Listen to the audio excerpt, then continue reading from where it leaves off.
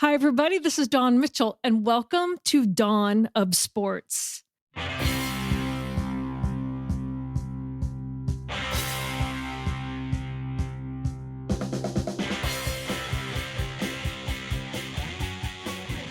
Today, I have an awesome guest, and it comes right at a crucial time as the Wild are just inching their way. They need one more point to get to the postseason. We have Sarah McLellen from the Star Tribune, and you know her work. She is the Wild beat reporter.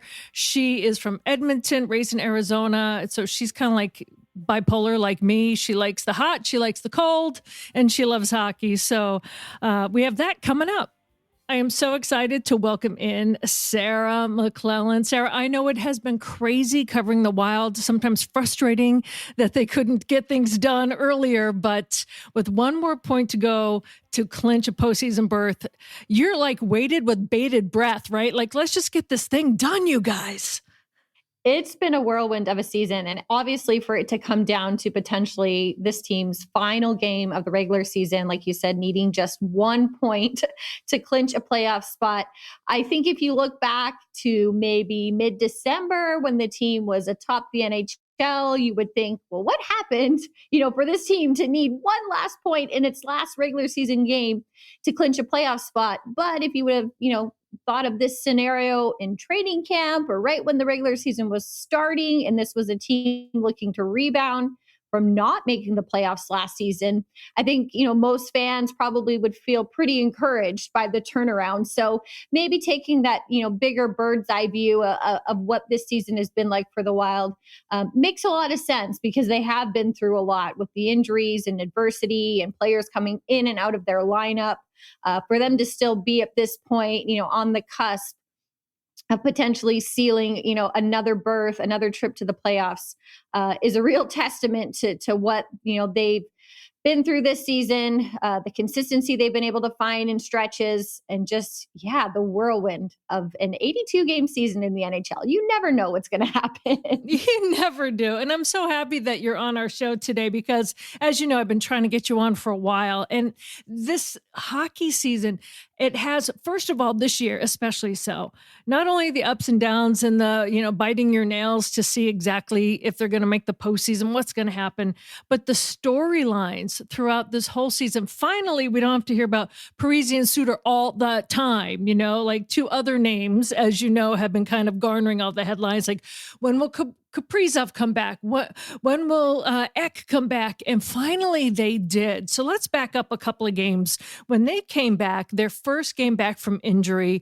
both Kirill and Jewel, when they first hit the ice, nobody expected that explosion of offensive production. I know it's cooled off a little from there, but it's almost seemed like those two names were the ones that you were sick of hearing in a different way, obviously. Injury, when are they coming back? How was that to kind of have to cover this team without two of their superstars for months? Yeah, it was a very telling stretch, I think, for the Wild. And, those two players obviously are very valuable. Kaprizov is their best player. Eriksson Ek, just with how many facets of the game he's involved in, he's probably their most indispensable player. Being in front of the net, playing on the power play, penalty kill, being someone who can match up in a defensive role against another team's top forward line. So for those players to be absent for as long as they were, it was a real gut check time for this team. Obviously they had some ups and downs in their play and their record, but for them to still be in this position where they didn't fall out of contention, I think, like I said, is very telling for this group and what they've been through. It's also indicative of their start. They started so strongly. They built up such a buffer of points that it really did take, more losses in the second half and more struggles to kind of start to eat away at that. But still, the way they've been able to persevere, I think obviously is indicative of their leadership, starting with Coach John Hines behind the bench, to the veterans in the room. But once those two players returned to action last week, it really did feel kind of like, they had arrived at the light at the end of the tunnel that they were waiting for. And I think that first game, like you mentioned, an 8-7, thriller, I think it really did kind of show what those two players can do. Now, mind you, as they get back settled in. Obviously, you don't expect two players to carry a team. And, I really think a real boon could be just the balance and the depth that this lineup could now have. Now that those players are back, it slots players in different roles. They kind of maybe find more of a groove, more of a balance and depth on their lineup. But not that game. That was a game that Right. they came back in and immediately lifted this team with Eriksson Ek scoring 4 goals and Kaprizov scoring twice, including in overtime. So it just reaffirmed how valuable they are. But still, there's been, like you said, the team behind them to keep them in this race. There was a lot of, points picked up here and there and just gutsy performances down the stretch to keep the Wild in it. And so now I think it'll be interesting to see just how cohesively they can come back together. Is it realistic to expect the Wild to get back to the team they were in October and November and December when they were contending atop the league? They were so sharp early in the season. It was almost machine-like in their precision and how they were able to win and have success. So we'll see if these handful of games at the end of the regular season are enough for them to kind of get back on the same page and maybe rediscover that chemistry throughout the lineup. But it really did feel, like I said, like they had finally reached that light at the end of the tunnel, just as a team emotionally getting those two players back in the lineup.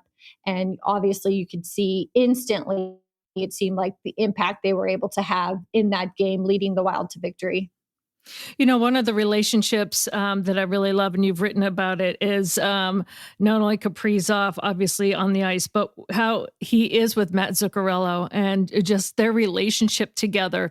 But you also recently wrote about how Zuck likes to talk after losses. He's taking that leadership thing, like, all right, yes, he had the huge goal, he was very happy last game, but tell us a little bit about how you've seen him grow that way and what his philosophy is on, like, I'll speak after we lose.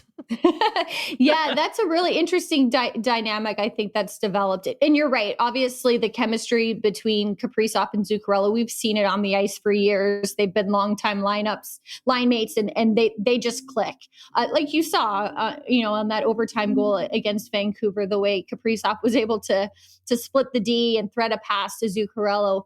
But off the ice, too, I think the mentorship factor has been there, but I think it's been there for the whole team with Zuccarello. Yeah, in time, in age, he's been here for a handful of years now. I think that's something that's become more visible, is just how much of a veteran presence he is. And it really does, shine through in moments like that, in tough times. He told me that in those situations, when it's tough after losses, he feels like that's more of his responsibility to speak up rather than somebody else who maybe is less experienced or hasn't played as many games, is younger. He'll take that on. But as you saw, when it was a win, and a win that he helped orchestrate, like the other night, he was MIA. he was nowhere to be found in that locker room. And I think that just kind of speaks to the, really the role and niche that he's carved out for himself on the team. He is okay to just kind of, be the playmaker, set somebody else up for a goal. When times are tough and there's losses, even if he doesn't have an answer for it, he still speaks to it and still tries to, answer questions as best as he can, give some context to what the team is feeling. And it's raw and it's real. And I think that's helpful. So much could just be cliched and, try to maybe put a positive spin on it, but he's honest. And I think that's very genuine, the way that he talks, and you can tell his care level and how much this means to him. He doesn't always wear a letter, as an alternate captain. Usually other players have to get injured, for him to wear a letter, like Kaprizov or Marcus Foligno wears consistently as an alternate captain. But he is a big part of that team. And I kind of liken him as kind of like a metronome in the background, like just kind of a steady presence. He's someone, and his playing style is like that too, right? Like he's always the one that's contributing to someone else. He's setting up, he's adding to somebody else's success, but he's been a constant presence for them. And You saw that, just in the way he handled that, just like in those last few games, to stand and talk after a very disappointing, devastating loss in Calgary Friday night, and then obviously be the one to score the game winner, the next night in Vancouver. He's a big part of this team, and not just because he's been Kaprizov's line mate. This has really been a place where he's thrived in his career, and that's a reflection on him too. I have a very funny story about him because he also has a close relationship with Mikko Koivu, and they were both out at a restaurant, and a friend of mine was working at the restaurant, and it's back in the time when we all had to wear masks out, right? So he's wearing his mask, and my friend asked him, "So what is your name?" And because my friend knows nothing about hockey or who these athletes are, and he and Mikko are there for breakfast or lunch or whatever it was, and so he says Mats, and my friend says mask. And he's like, Mats. He's like, okay, your name is Mask. Totally like making fun of him. So Koivu is falling out laughing, right? And he's like, Mats. He's like, what parent names their kid Mask? Okay, buddy. All right, fine. Okay, I'll call you Mask from now on. And so then, and he was laughing. I mean, he wasn't getting mad or anything. And he left to go to the men's room. He's like, is his name really Mask? He goes, no, Mats, Mats. Mm-hmm. And my friend was falling out, and she said, oh my gosh, is he good? Like, did I offend him? He's like, he's really good, but don't let him know I said that. So this was good for his ego. So it's just like that kind of relationship these guys have is pretty good. Oh, totally. And, even just to see how he's bonded with Kaprizov and over the years, and just, it extends beyond the ice, right? It's a friendship. And so right. you can see that. And I remember talking to him earlier this season and asking him, with Kaprizov, you look back to the season he was having in the first half, he was the clear front runner for the MVP. I mean, he was at that type of level with how he was leading this team on the ice, the points he was putting up. And I actually asked Matt, what did you make of that? And just obviously the injury kind of obviously halted all that momentum and took him out of that conversation. And, he said, it bothers me, as his teammate, wanting him to have success. Like he won't acknowledge that. He won't talk about that. But I wanted to see that for him. That is totally his type of vibe and demeanor. And you see that in, the way that they are able to interact, their chemistry on the bench, the way they talk. Having said that, though, some of it is probably just instinct, because that overtime goal the other night against the Canucks, that was not something they designed. That was not something they talk about. They just go out there and play and have this uncanny knack for finding each other. So you see that, and you've seen it through the years. It's totally unique when players connect like that. All right, we're talking with Sarah McLellen from Star Tribune. We're talking all things wild. We're just going to take a quick pause right here and thank our amazing sponsors that can bring this show to you. Back to Dawn and Sarah in a moment. Did want to let you know that we're sponsored by Natrium, Natreum.com. Go to the website, order it for delivery. I also recommend, if you can, going to the Mothership store in St. Louis Park, because there's so many varieties, candies, gummies, dips, balms, oils for your gut, quick fix things for stress, and they come in a million different flavors. There are so many different levels of THC, of CBD, different combinations. I really recommend going and talking to a professional. First time I went into one of these stores, I talked to somebody. I told them what my preferences were, what I wanted to use it for, which is mainly sleep and joint pain. And, what they gave me tasted great, and I use it all the time. I use the roll-on bombs. I use the sleep aids, especially the Goodnight Moon sleep aids. But you might want it for fun. You might want it for taste. Go in and talk to a professional. Once you figure out exactly what works for you, then you can just order it from the website. Highly recommend it. It's natural products. They'll make you feel better. They make me feel better. So go to Natrium.com to check them out. When people think of the Freemasons, they often think of secret handshakes and unusual hats, and of course, the pancake breakfast. Minnesota Masonic Charities would prefer that you think about the work that they do right here in our community. Places like the Masonic Cancer Center at the University of Minnesota, or the Masonic Children's Hospital and the Masonic Home in Bloomington. They are just a few examples of the important work that the Freemasons support here in Minnesota. As part of the largest fraternal organization in the world, Masons have consistently answered the call when it comes to charitable needs. I am happy that Minnesota Masonic Charities has chosen Minnesota Bound and this podcast as a place to help spread the word. We look forward to learning so much more about their many programs here in the weeks to come. Okay, we're back here with Sarah. Now, Sarah, I know just recently we've all been waiting for Zeev Buium to join the team. And already, I think day one, Marc-Andre Fleury has already been punking him and pulling some things just to make him feel welcome.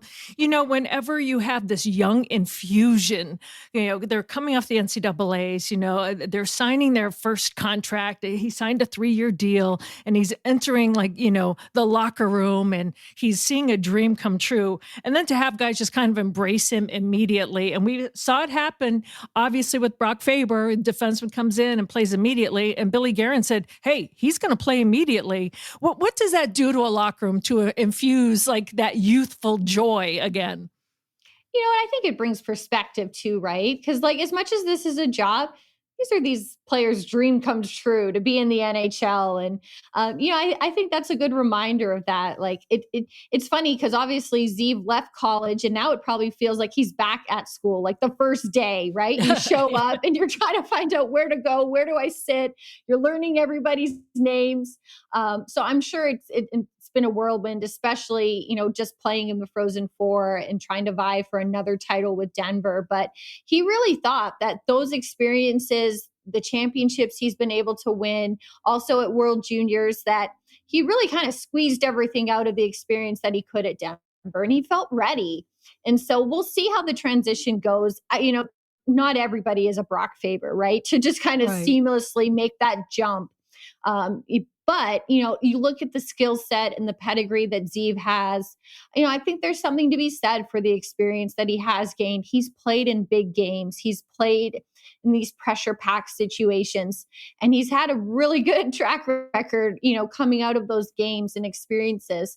And I think that's helpful. And too, on the flip side, just being around this team right now, being able to be part of, you know, them trying to seal a playoff berth and extend their season, the experience that he's going to gain, you know, even just looking around the room, listening in on meetings, watching, observing, you know, talking to other players, I think that's probably really going to set him up to have, you know, a seamless return next season, come back from the beginning, get a training camp in with this team.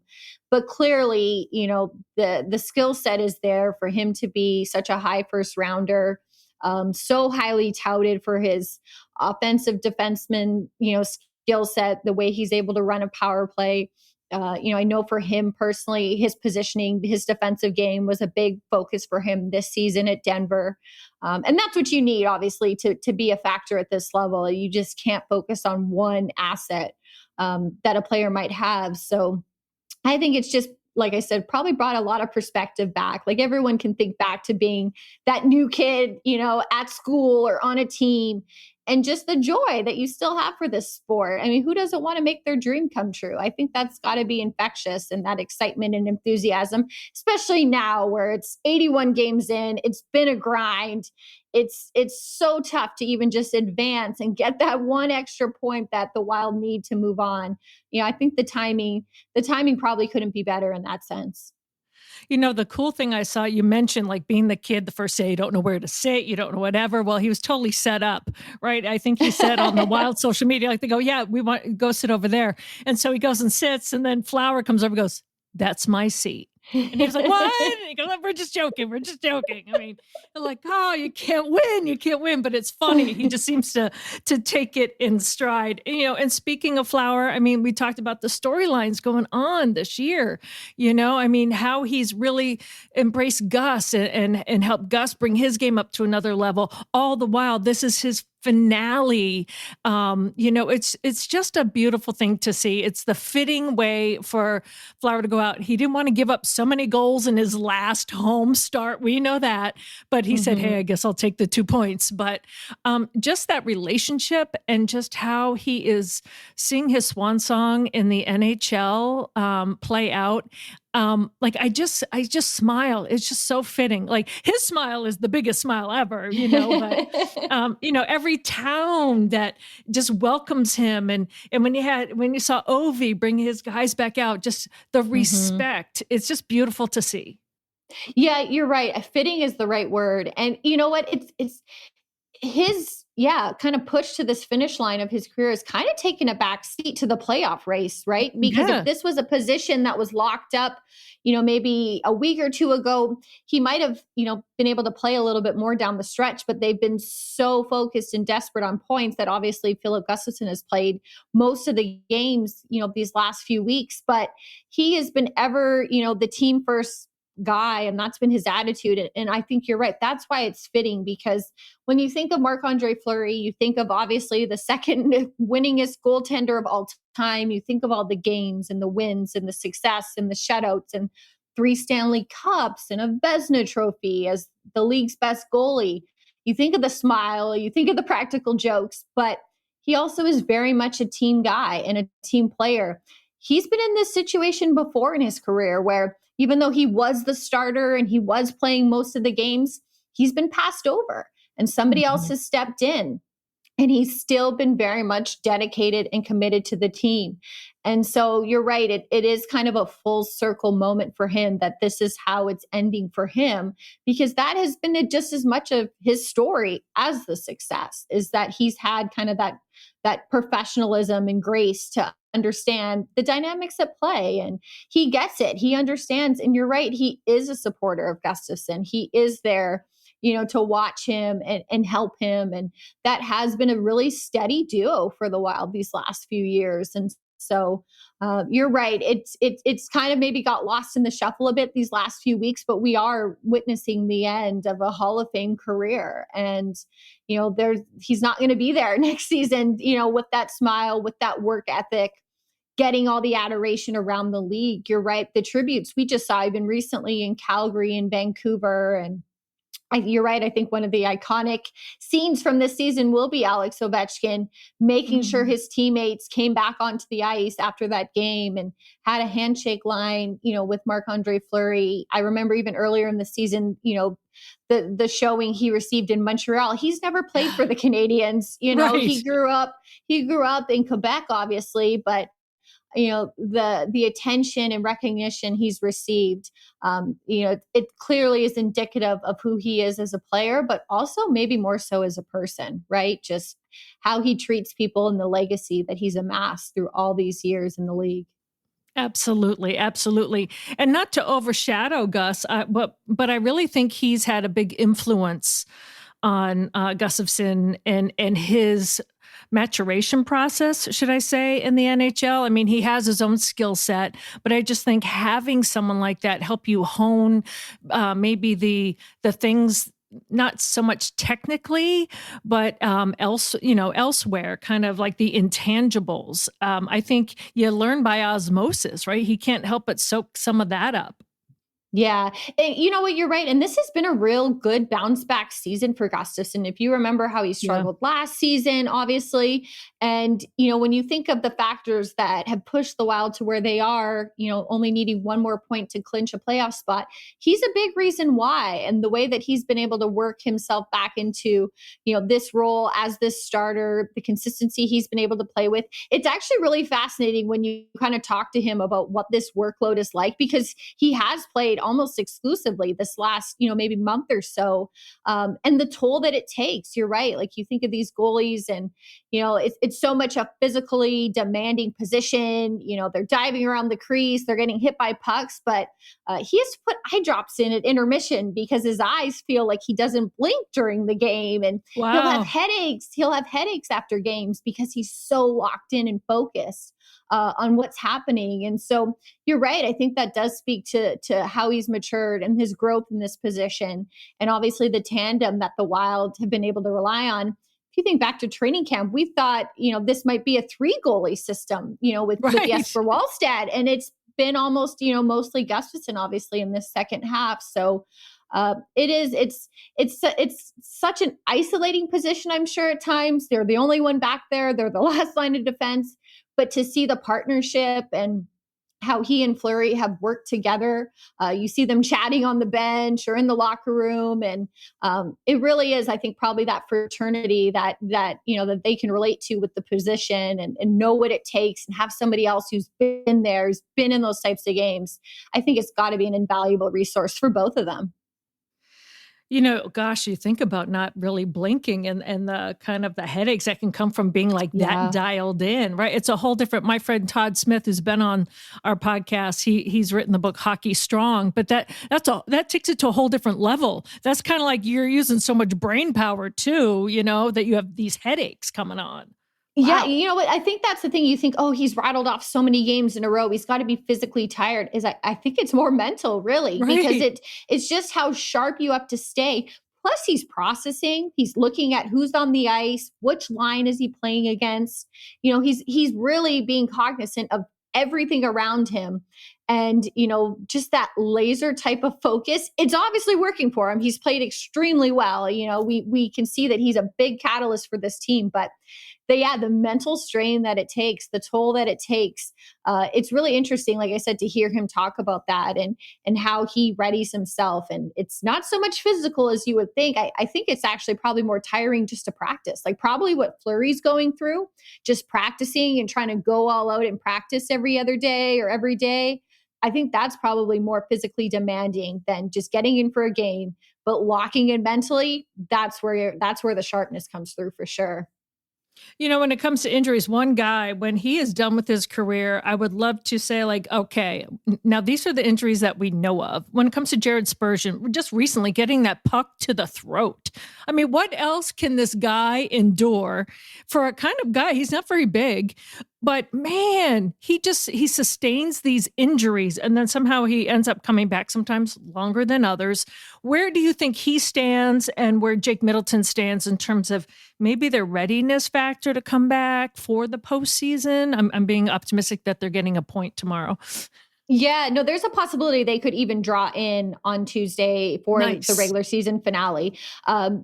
Middleton skated on Monday, so it does look like he's getting closer to return. He's been out since he got boarded on April 4th back against the Islanders. But yeah, what a scary situation for Spurgeon to get hit in the throat with a puck, and just Ugh. feeling lightheaded, and that's obviously a very scary situation. So he didn't play against the Canucks. Obviously, he even in that game against Calgary, he came back for a little bit and played, but obviously didn't finish the game. And it has just been an endless cycle, obviously, of injuries this season with this team.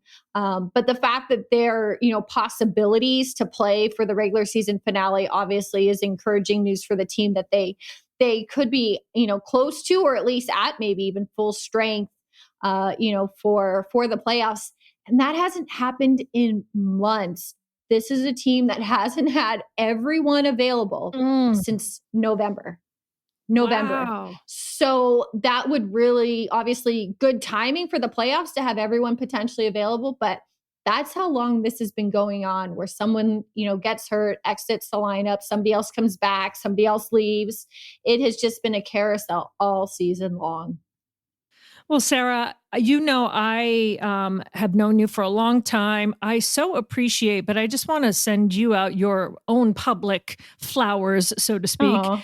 when it comes to covering the Wild, and the great job that you do. And this podcast likes to support very strong women, and that have leadership roles in sports. And you come to the top of mind. And you and I could talk hockey Aw. all day long, but also talk travel and everything else. That I just want to say, I am so happy that you are one of the torch carriers for women in the NHL. You have done such a great job, and I enjoy reading every single thing that you put out. So thank you so much for all that you do, not only just in general as a journalist, but also leading the way for any young female journalists that want to come along.